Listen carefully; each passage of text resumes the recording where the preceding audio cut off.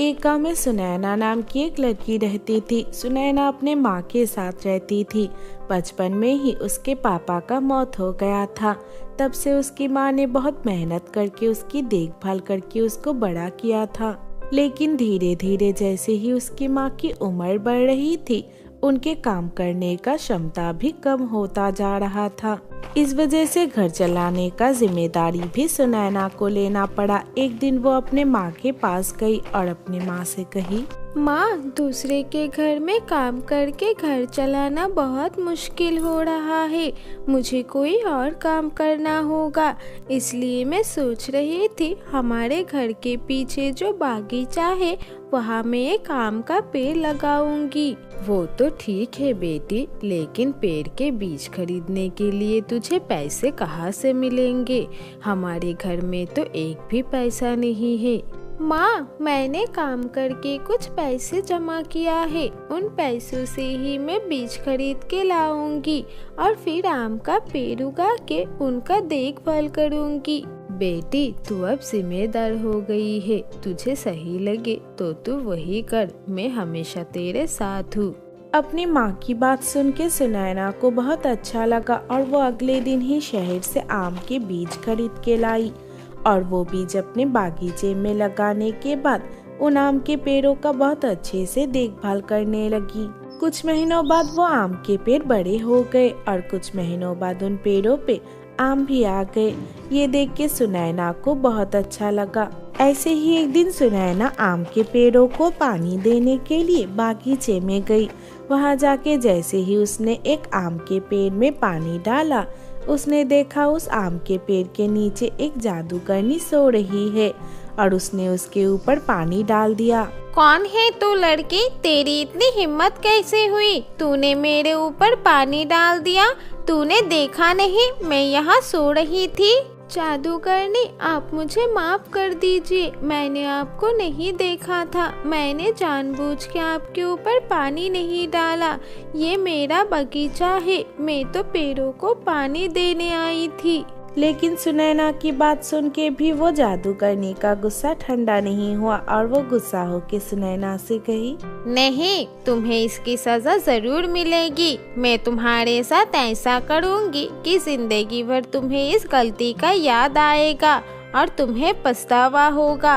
ये कह के जादूगरनी ने अपना जादुई छड़ी घुमाया और सुनैना के आम के पेड़ों के ऊपर जादू किया और हंसते हुए वहाँ से चली गई। सुनैना को तब कुछ समझ में नहीं आया और वो पेड़ों को पानी देते हुए सोचने लगी, लगता है ये जादूगरनी पागल है। इसके जादू से तो कुछ भी नहीं हुआ। ये कह के वो अपने घर वापस चली गई। अगले दिन सुबह वो जब पेड़ों को पानी देने बागीचे में वापस आई, उसने देखा उसके आम के पेड़ों पे जो आम उगे थे वो सब में कीड़े लग गए हैं और सभी आम पे काले काले धब्बे आ गए। ये देख के सुनैना को रोना आ गया। तब उसमें से एक आम से आवाज आया, क्या हुआ? अपनी ऐसी हालत देख के बुरा लग रहा है। कल तो तू सोच रही थी कि तुझे कुछ भी नहीं होगा। मुझे पता है आप जादूगरनी का जादुई आम हो। मुझे आप माफ कर दो। मैंने बहुत मेहनत करके ये आम का बगीचा बनाया है। अगर मैं आम नहीं बेच पाई तो मैं रास्ते पे आ जाऊंगी। ये तुझे पहले सोचना चाहिए था। मैं जब तक इस बगीचे में हूँ तब तक मैं एक भी पेड़ में अच्छा आम नहीं होने दूंगा।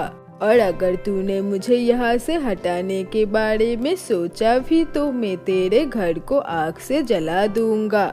उस घमंडी आम की बात सुन के सुनैना को और भी ज्यादा बुरा लग गया और वो अपने माँ को जाके सब कुछ बताया। ये सुन के उसकी माँ उसे कही, बेटी, इसमें तुम्हारी कोई गलती नहीं है। तुमने जानबूझ के उस जादूगरनी के साथ ऐसा नहीं किया था। वो एक शैतान जादूगरनी थी, इसलिए इतनी सी बात की वजह से उसने तुम्हारे ऊपर बदला लिया है। लेकिन माँ, सारे आम के बाहर काले धब्बे आ गए हैं।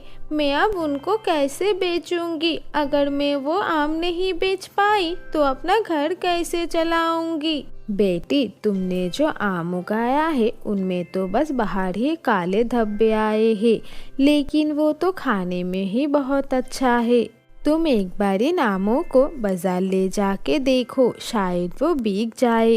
अपनी माँ की बात सुन के सुनैना तब उन पेड़ों से सभी आम तोड़ने लगी।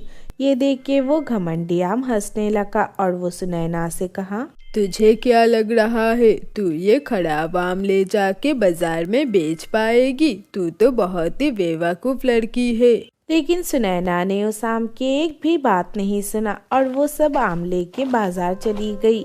बाजार जाके वो कुछ दुकानदारों के पास गई और जाके उनको अपने बागीचे से लाया हुआ आम दिखाया। ये देख के एक दुकानदार सुनैना से कहा, ए लड़की, तू पागल है क्या? हम ऐसे सड़े हुए आम खरीदेंगे? ये तू हमें बेवकूफ बनाने आई है क्या? लेकिन मेरे आम तो बाहर से दिखने में बस खराब है, लेकिन ये खाने में बहुत ही अच्छे हैं। आप एक बार ये आम खरीद के देखिए। अगर आम दिखने में ही खराब है तो ये देख के कौन आम खरीदेगा मुझसे खाने के लिए? कि उसे पता चलेगा कि ये आम खाने में अच्छे हैं। जा, तू अब यहाँ से निकल जा, यहाँ ये आम कोई नहीं खरीदेगा।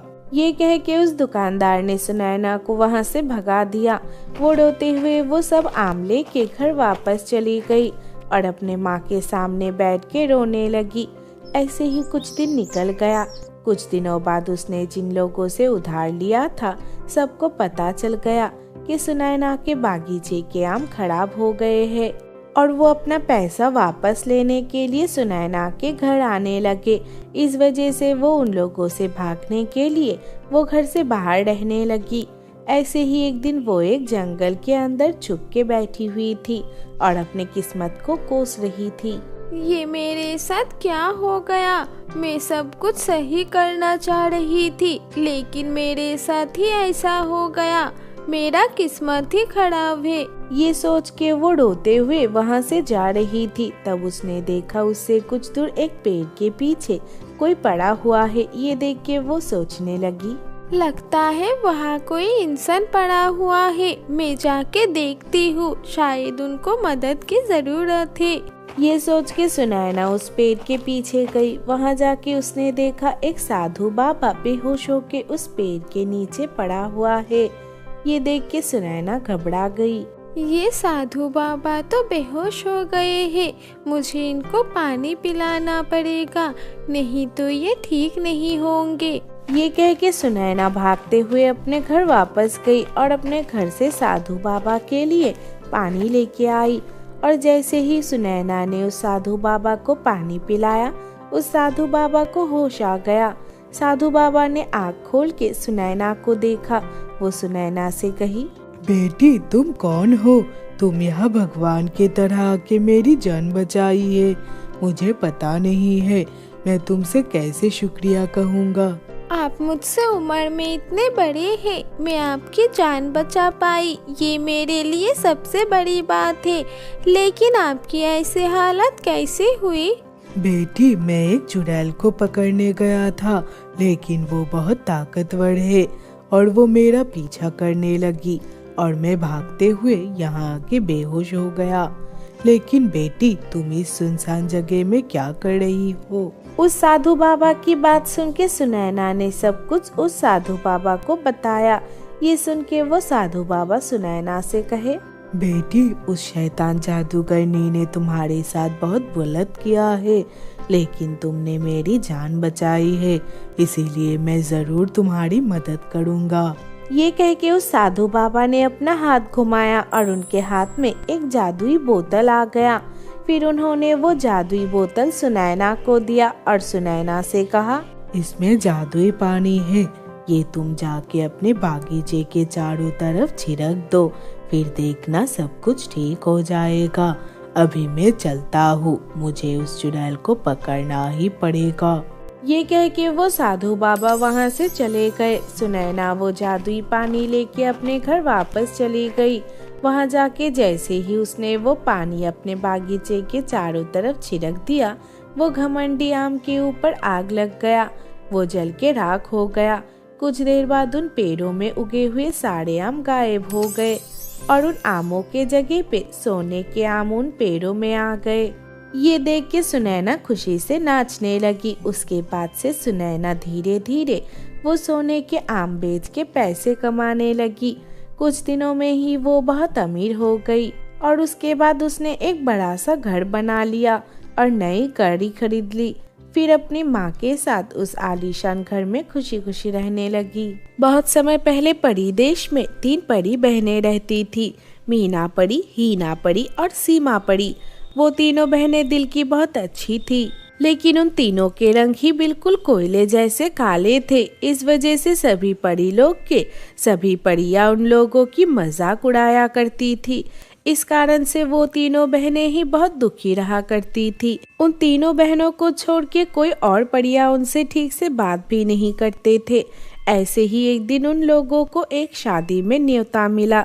तब मीना परी अपने बहनों से कही, तुम लोगों को पता है ना, आज हम तीनों को शादी में जाने के लिए कहा था, लेकिन हमें क्या करना चाहिए मुझे समझ में नहीं आ रहा है। हाँ, तुम सही कह रही हो। अगर हम वहाँ जाएंगे तो सभी लोग हमारे काले रंग बहुत मजाक उड़ाएंगे।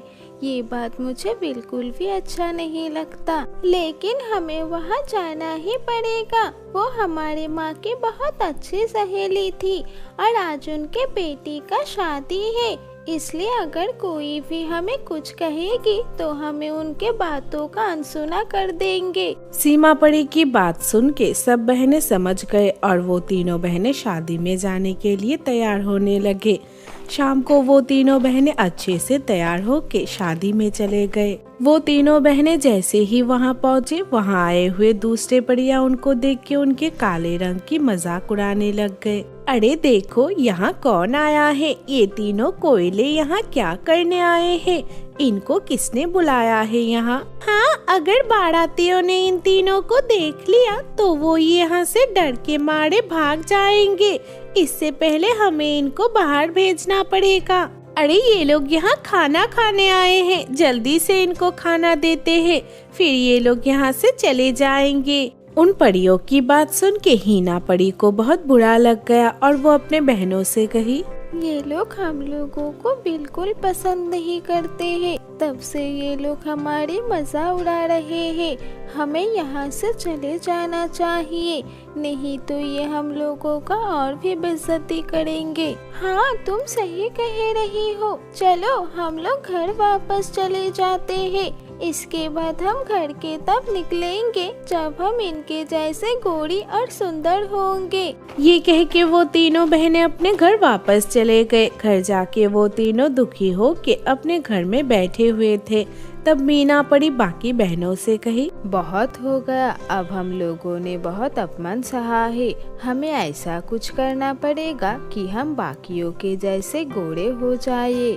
लेकिन ऐसा कैसे हो सकता है? हम तो बचपन से ही ऐसा है और हमारे जादू शक्तियों से भी हम अपना रंग नहीं बदल सकते। नहीं नहीं, ऐसा हो सकता है। मैंने पृथ्वीलोक में एक जादूगरनी के बारे में सुना है। मैंने सुना है वो बहुत ताकतवर है और पृथ्वीलोक से सभी लोग उनसे डरते हैं।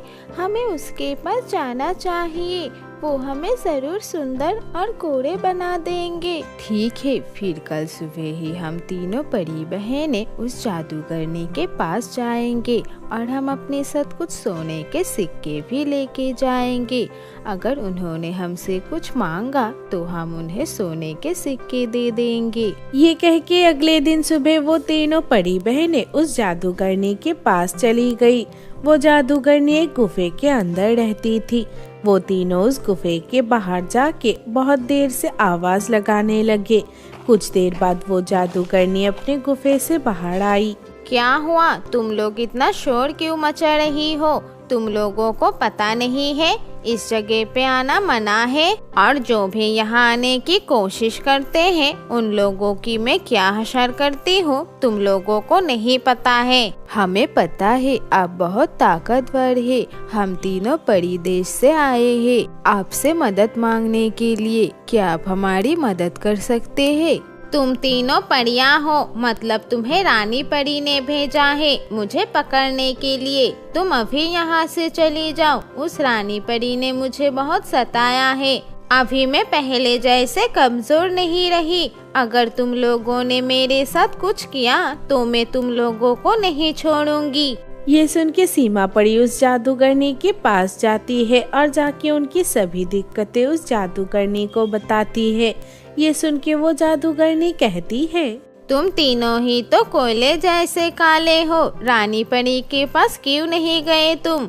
वो तो कहती है वो जो चाहे वो कर सकती है। मुझे पता है वो बहुत स्वार्थी है। अच्छा किया तुम लोग मेरे पास आई हो। क्या आप हमें दूसरे परियों के जैसे सुंदर बना सकती है? अगर आपने हमें बाकी परियों के जैसे सुंदर बना दिया तो आप जितना सोना मांगेंगे हम आपको उतना ही सोना देंगे। बेवकूफ, मुझे सोने और पैसों की कोई लालच नहीं है। मैं तुम लोगों को सुंदर बना सकती हूँ, लेकिन उसके लिए मुझे कुछ और चाहिए जो तुम्हें मुझे देना पड़ेगा। जादूगरनी, आप हमें बताइए हमें क्या लेके आना पड़ेगा? आप हमें जो कहेंगे हम आपको वही लाके देंगे। तो सुनो, मैं एक शैतान का पूजा करती हूँ। वो शैतान 100 साल से सो रहा है। अगर तुम उसको जगा पाए तो तुम उनसे जो मांगोगी तुम्हें वही मिलेगा। लेकिन उस शैतान को नींद से उठाने के लिए हमें 10 परियों का खून चाहिए। लेकिन हमें 10 परियों का खून कहाँ से मिलेगा? हमसे तो कोई भी बात भी नहीं करता। हम उनसे खून कैसे लेके आएंगे? ये मुझे नहीं पता। अगर तुम 10 परियों का खून लेके आ पाओ तो परसों शाम को मेरे पास आ जाना, नहीं तो कभी यहाँ दोबारा आने के लिए सोचना भी मत। ये कह के वो जादूगरनी अपने गुफे के अंदर चली गई। जादूगरनी की बात सुन के वो तीनों बहनें चिंतित हो गए और वो लोग परी लोग वापस चले गए। उस दिन रात को वो तीनों छुप छुप के